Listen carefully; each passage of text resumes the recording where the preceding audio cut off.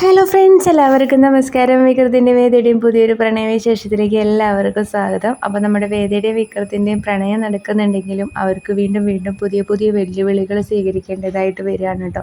അങ്ങനെ ഒരു വെല്ലുവിളിയിലാണ് ഇപ്പോൾ വേദ വന്ന് പെട്ടിരിക്കുന്നത് കേട്ടോ. വേദയുടെ അച്ഛന് സുഖമില്ലാതെ ഹോസ്പിറ്റലാവുകയാണ്.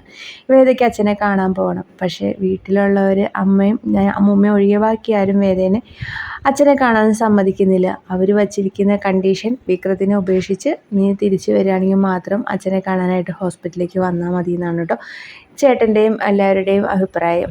അപ്പോൾ വേദയോട് അത് അറിയിക്കുകയാണ്.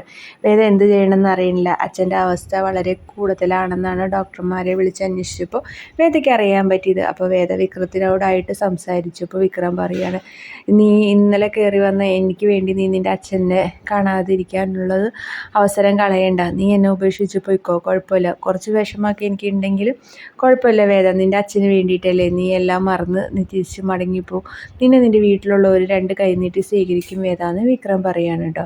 അപ്പോൾ എല്ലാവരോടും യാത്രയൊക്കെ പറഞ്ഞ് മനസ്സോട് കൂടിയിട്ടായാലും അച്ഛനെ കാണാനായിട്ട് വേദ ഹോസ്പിറ്റലിലേക്ക് എന്തായാലും പോവുകയാണ് കേട്ടോ. അപ്പോൾ നമ്മുടെ വീഡിയോ ഇഷ്ടമായെങ്കിൽ ലൈക്ക് ചെയ്യാനും ഷെയർ ചെയ്യാനും സബ്സ്ക്രൈബ് ചെയ്യാനും മറക്കല്ലേ.